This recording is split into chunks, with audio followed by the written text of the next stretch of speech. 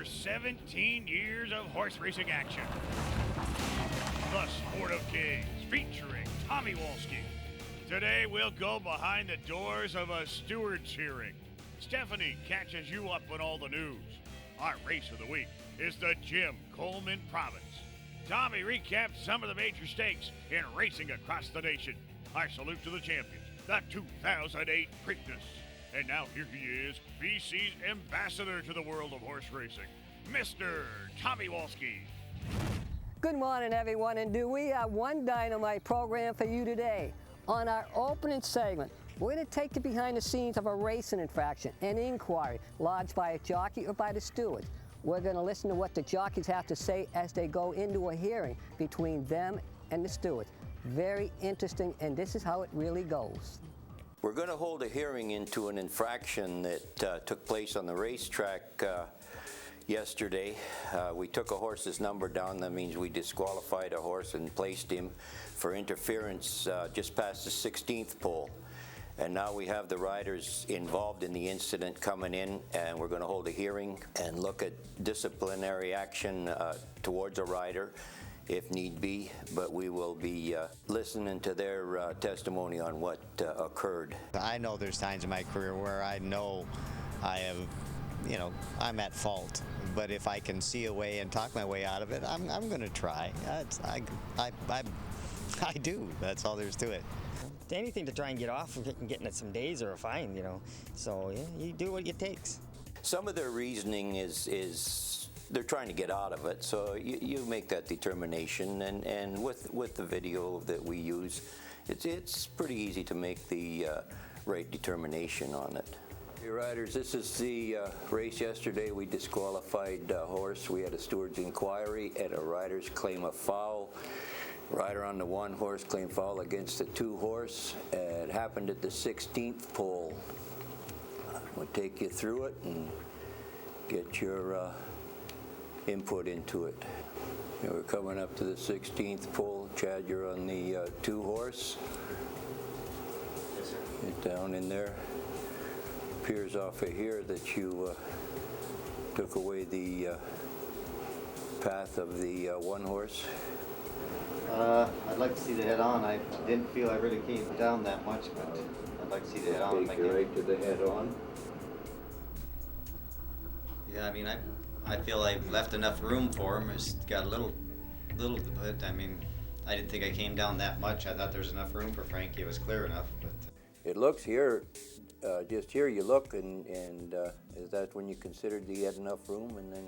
Yeah, when I looked, I thought there was enough room. Can I back it up and see if does the inside horse come out and take any of that away from me? Because I thought there was enough room for two horses inside of me. I know my horse getting a little tired, but I basically just tried to ride an aggressive race. It doesn't seem to appear that the inside horse comes out. Dave, did you think you were going straight down the rail? I was going straight as narrow. Okay. Yes, I'm going by. Yeah. I'm clear here, so. You got lots of horse. And I thought I was pretty clear here. I really, I could hear him a little, but I didn't think I got it quite that tight. Appears you shut him down pretty good. Is there any other camera views you want to see? No, like I said, that's about as much as I can say. Like I said, I really thought I left enough room, and by views there, it's right here, borderline. Yeah, he's clear of him, and I feel that there was out. enough room for three horses there, and before the wire, he looked at me a little bit and still had it left-handed and came over on me, so that's why I stood up. But I feel that I could have won the race if I don't take a hold of my horse for the wire.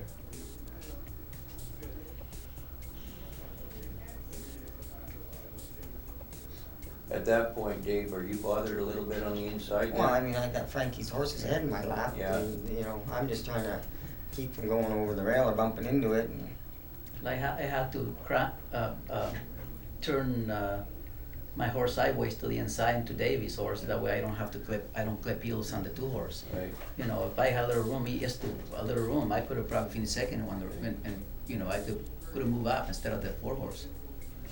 But that's how I feel anyway. All right.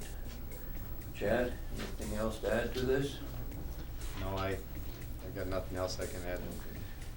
Well, leave it with us and we'll make our decision and call the jocks room during the course of the day and let you know our decision. Well, the infraction on the racetrack, there's lots of different opinions on it, put it that way. The three of us may not agree, and it comes down to where when two agree, that's what you go with, and that's what makes it work. Is 2 out of 3 if that's where it ends up. So if everybody's not in agreement, that's what'll make it work. Gentlemen, is there anything else you want to look at to before we work on a decision on this thing? No, I think I've seen enough of the films. Michael? I've seen enough. Pretty straightforward. Pretty straightforward. I think Chad's point where he thought that he had enough room. He looked. He didn't have enough room, and he knew it. Frank had to turn his horse into Davy, so that no, I don't see a problem. No, I agree with you that he looks over. Once he turned his head and looked and saw how much room that he had, he should have pulled the horse out of it. At least switched sticks and made an effort to. Exactly. When he looks, he knows that horse is coming. Oh yeah. You know that's. You would suspect he knows that horse is coming. Unfortunately, maybe bad judgment on Chad's point there. Bad judgment, or that's costing him. He had plenty of horse. Yep. Tiny bit deliberate, maybe too. If he maybe thought he'd intimidate him enough to shut him down, and didn't realize he had him in that tight. Well, either way, I don't think there's any defense for Chad. No. I think Michael? He didn't offer anything to me that was any kind of defense. Okay. What do we go with the 100?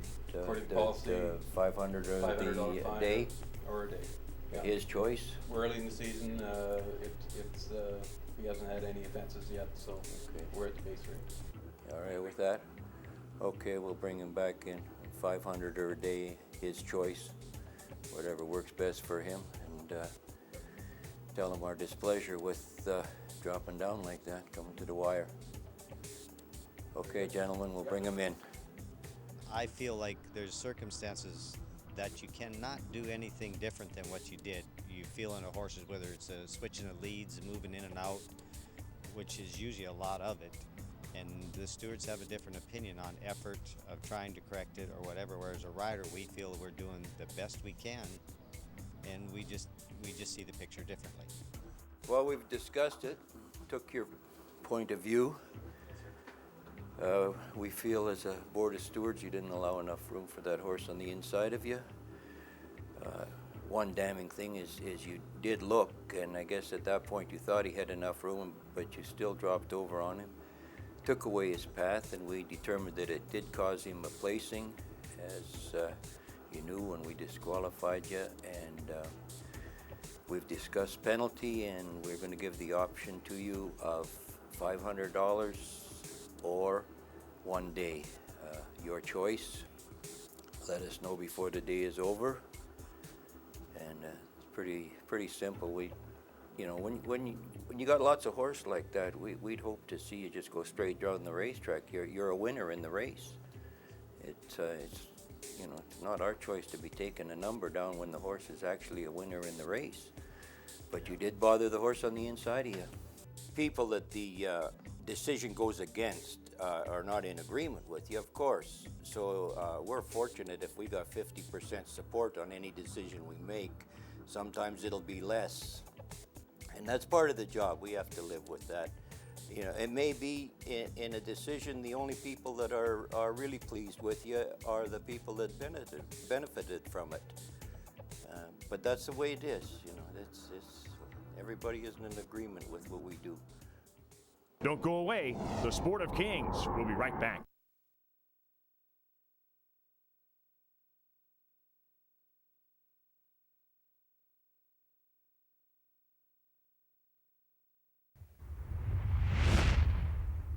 And now, to get you up to date with all the happenings in and around the track, let's saddle up with our own Stephanie Mercier. Actor David Cassidy, famous for his role in the Partridge Family, is celebrating a big racing win.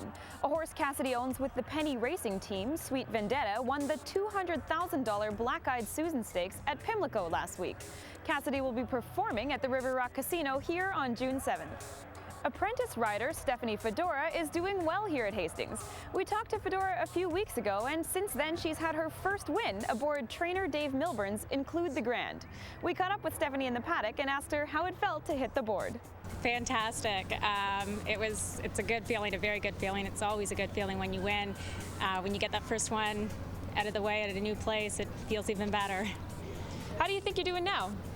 Good, really good. I'm still very positive. I'm still very happy here, and I'm still getting a lot of support. The newest apprentice rider is Jason Rodriguez from Panama. Rodriguez earned his first victory last Saturday on a 32-to-1 shot trainer Cesar DeMarni's Steele's Lad. The horse was such a long shot, the Superfecta paid out over $34,000. Last Saturday at Hastings was the Emerald Down Stakes for 3-year-olds and up, fillies and mares. A small field of 4 went 6 furlongs for the $50,000 purse. The heavy favorite was Bob Chima's Dancing All-Star, who ran a great race. Let's take a look. Into the far turn they race now, and Dancing All-Star still being hand-ridden. Now opens up by a length and a half. Rosetta in second, light up the lane, and Infinite Wealth 3/16 to run in the Emerald Downs. The half went in, 45 and 2, and it's Dancing All-Star. Gutierrez pretty comfortable. Down the lane they come. It's Dancing All-Star now by 2. Rosetta trying to take a crack at her, but Dancing All-Star finds another gear, draws away. Dancing All-Star by 3. Rosetta second, light up the lane third, Infinite Wealth fourth. After the race, trainer Terry Jordan said Dancing All-Star would be heading next to either the $75,000 Penny Lane Stakes at Calgary's Stampede Park on the 15th of June or the $50,000 CTHS Sales Stakes here on June 21st. For Who's Hot this week, jockey Fernando Perez is on a streak. He's had 6 wins the past 3 race days. That puts him right on the heels of leading rider Mario Gutierrez, who had 7 wins. For trainers last week, Troy Taylor had 5 and Mel Snow had 3 wins. Tomorrow is Seniors Day at Hastings. Guests who are over 60 will get programs for only $1. The biggest deal ever made in racing. Last week, the ruler of Dubai, Sheikh Mohammed, bought Australian Woodland Stud and Racing Empire. Rumors are he spent between $500 and $800 million for the family-run operation, which comes with some 1,200 horses. Sheikh Mohammed is the world's biggest owner of thoroughbreds. That covers this week's news in horse racing.